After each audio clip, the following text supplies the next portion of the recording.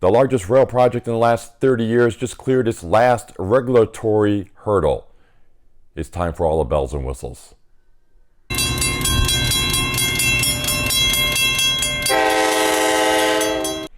Hello everyone, Bill Wilson, Editor-in-Chief of Railway Track and Structures Media, with a look at the top news stories we were following the week ending July 8th. The tracks running along the Del Mar Bluffs in California are one step closer from being several steps away from the eroding coastline.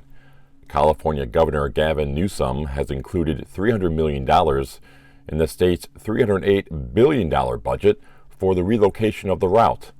The project is expected to cost at least $2.5 billion, and the $300 million will allow officials to apply for matching funds from President Biden's infrastructure bill that was passed earlier this year.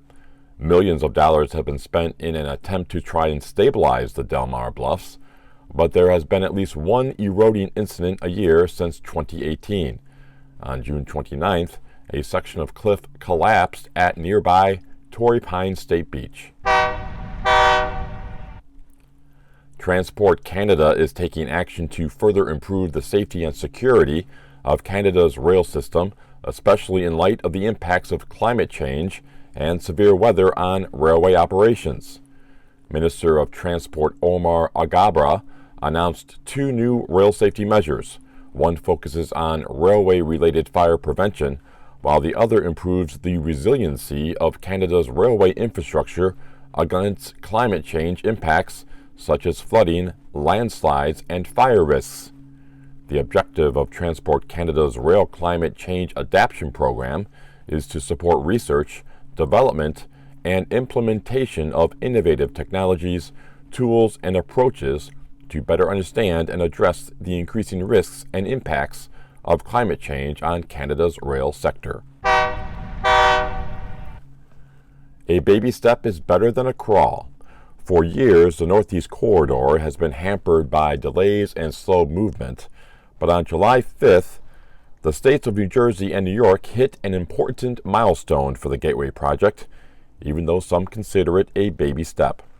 The governors of New Jersey and New York signed a Phase 1 Memorandum of Understanding for the Gateway Project, which will involve the construction of a new Portal Bridge and tunnel underneath the Hudson River, as well as the rehabilitation of 111-year-old rail tunnels. The MOU outlines how much each state will pay for the project, which is a critical move towards obtaining federal funding. New Jersey and New York will each provide just over $386 million in funding for the Portal Bridge, which is already under construction.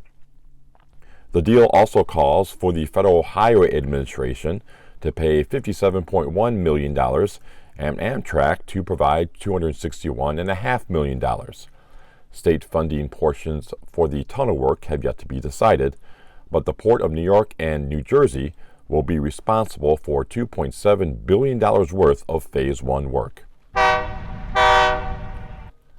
The wheels of the Uinta Basin Railway project, which will be built to help haul oil, are being greased.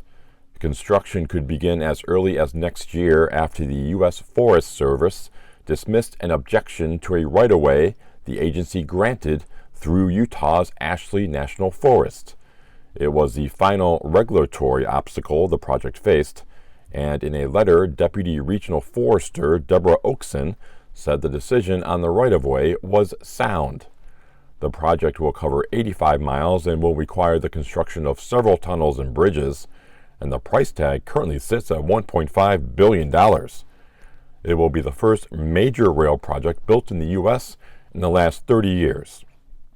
Transportation bottlenecks in the Northeast Utah Basin are keeping oil distribution at just 90,000 barrels a day, and the 85-mile line will provide a direct link to the Gulf Coast.